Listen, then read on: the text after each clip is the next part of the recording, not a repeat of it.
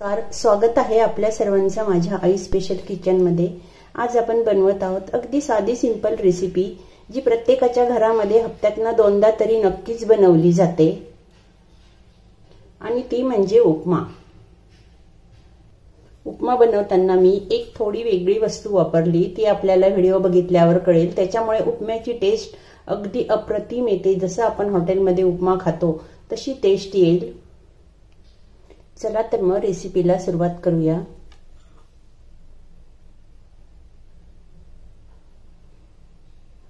हा घेतला आहे मी 1 वाटी जाड रवा। तुम्ही बारीक रवा सुद्धा घेऊ शकता, पण जाड रव्याचा सुद्धा उपमा खूप छान होतो, म्हणून मी जाड रवा घेतला।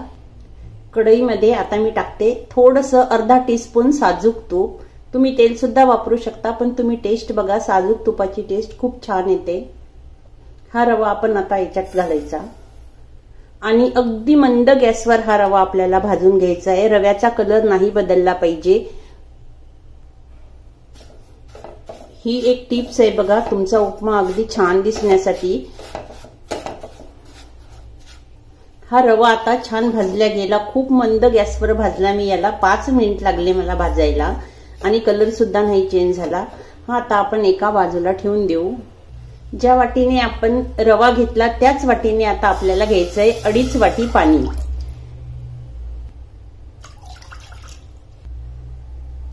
हे घेतलं मी 2.5 वाटी पाणी। याला चांगलं आपल्याला गरम करून घ्यायचंय। पाणी आता व्यवस्थित गरम झालं, याला एका बाजूला आपण झाकून ठेवून देऊ।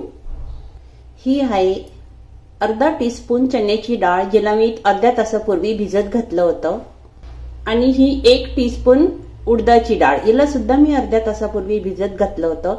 तुम्हाला जर भिजवायची नसेल तर तुम्ही अशी सुद्धा टाकू शकता, पण जर तुम्ही भिजवून टाकली तर त्याची टेस्ट आणखी छान येते। कढईमध्ये आता टाकते मी 1 टेबलस्पून साजूक तूप, आणखी परत अर्धा टीस्पून। तूप व्यवस्थित गरम झाल्यानंतर टाकूया 1/4 टीस्पून मोहरी। मोहरी व्यवस्थित तडतडल्यानंतर 1/4 टीस्पून जिरे, नंतर भिजवलेली डाळ चण्याची, उडदाची डाळ पण घालायची। यातलं सगळं पाणी काढून घ्यायचं। त्याला थोडंसं आपण हलवून घेऊया। डाळ थोडी परतवून घेऊ। हे आहेत थोडेसे काजू, तुम्हाला आवडत असेल तर तुम्ही अखंड टाका, पण मी तुकडे केले। एक बारीक कापलेला कांदा। कांद्याला काही खूप गोल्डन वगैरे करायचं नाही, थोडंसं 2 मिनिट परतवून घ्यायचं, फक्त ट्रान्सपरंट होईपर्यंत। हे आहे 1 टीस्पून बारीक कापलेलं अद्रक, थोडासा कढीपत्ता। तुम्हाला आवडत असेल तर तुम्ही कढीपत्ता थोडा जास्त सुद्धा घालू शकता। 4 बारीक कापलेल्या हिरव्या मिरच्या, या मी मुद्दामून नंतर घालते, कारण खूप आपण आधी पहिले घातलं तर याचा रंग बदलतो। हे घेतले आहे मी थोडेसे फ्रोझन मटर।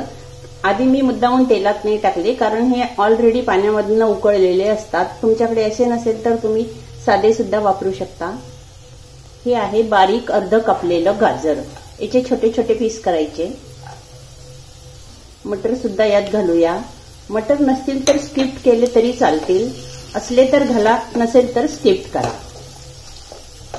याला आता 2 मिनिट परतवून घ्यायचं, खूप नाही परतवायचं आपल्याला, कारण आपण आता जेव्हा याच्यामध्ये गरम पाणी टाकून याला उकळी आणू तेव्हा ऑलरेडी हे पुन्हा शिजून जातील, त्याच्यामुळे खूप परतवायची गरज नाहीये।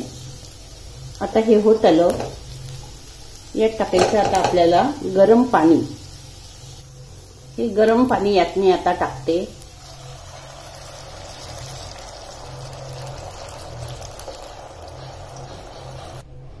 अर्धा टीस्पून साखर, टेस्ट बॅलन्स करायला।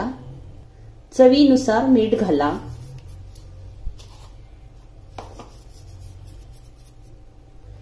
हे आहे 1/4 कप दूध, तापवून थंड केलेलं, म्हणजे कोमट दूध आहे हे। हा आहे आपला सिक्रेट इन्ग्रेडियंट्स, हे टाकायचं यात। हॉटेलमध्ये जे उपमा आपण म्हणतो खूप टेस्टी लागतो, तो कशामुळे लागतो तर तो खास दुधामुळे लागतो। आता परत याला एक उकळी येऊ द्यायची, त्याच्यानंतर आपण याच्यामध्ये रवा टाकूया। रवा सुद्धा आपल्याला एकदम पूर्ण नाही टाकायचा आहे, थोडा थोडा रवा आपण याच्यात टाकायचा। तुम्ही अशा पद्धतीने उपमा बनवून बघा, खूप छान बनतो। आता रवा ही छान उकळलेला आहे, यात आता आपण रवा घालायचा। रवा अगदी थोडा थोडा घालूया, पूर्ण एकदम नाही घालायचा। गॅस कमी करून याला हलवत राहायचं एकसारखं। आता मी परत थोडा घालते।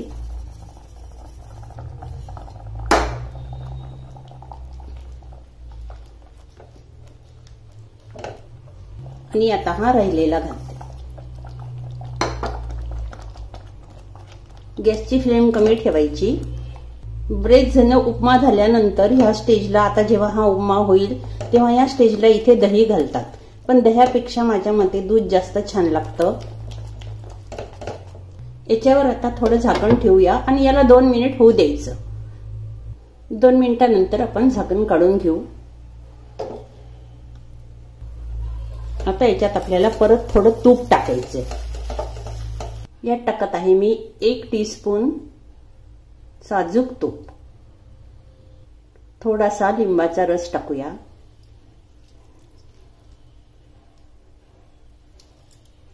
थोडीशी कोथिंबीर आता, थोडीशी नंतर टाकायची आणि याला परत झाकण ठेवून आपण 2 मिनिटांसाठी पुन्हा होऊ द्यायचं। याच्यामध्ये छान वाफ भरू द्यायची लो फ्लेमवर। 2 मिनिट झाले, याला काढून घेते मी। आता खूप छान वाफ भरल्या गेली उपम्यामध्ये आणि उपमा सुद्धा छान झाला। तुम्हाला जर खूप अगदी मऊ पाहिजे असेल याच्यापेक्षा, तर तुम्ही 2.5च्या ऐवजी 3 वाटी पाणी वापरा, पण माझ्याकडे हा असा थोडासा मोकळा आवडतो, त्याच्यामुळे मी 2.5 वाटी पाणी वापरलं। अगदी मस्त पांढरा शुभ्र आणि खूप सुटसुटीत पण नाही आणि खूप मऊ पण नाही असा आपला उपमा तयार झाला। याला आता आपण सर्व करायचे। तयार झाला आपला उपमा। याला मी थोडंसं शेव टाकून डेकोरेट केलं। तुम्हाला आवडत असेल तर टाका, नाहीतर नका टाकू। आणि असा सुद्धा सर्व करू शकता। अगदी साधा सिंपल। ओलं नारळ टाकलंय मी थोडं किसून, असेल तर टाका, नाहीतर राहू द्या। तर आपण सुद्धा नक्की बनवून बघा या पद्धतीने। याच्यात मी फक्त एक वेगळा पदार्थ वापरला, तो म्हणजे दूध, आणि ते तुम्ही नक्की टाकून बघा। चवीमध्ये तुम्हाला नक्की फरक जाणवेल। पुन्हा भेटूया अशाच एक छानशा रेसिपीसह। तोपर्यंत धन्यवाद।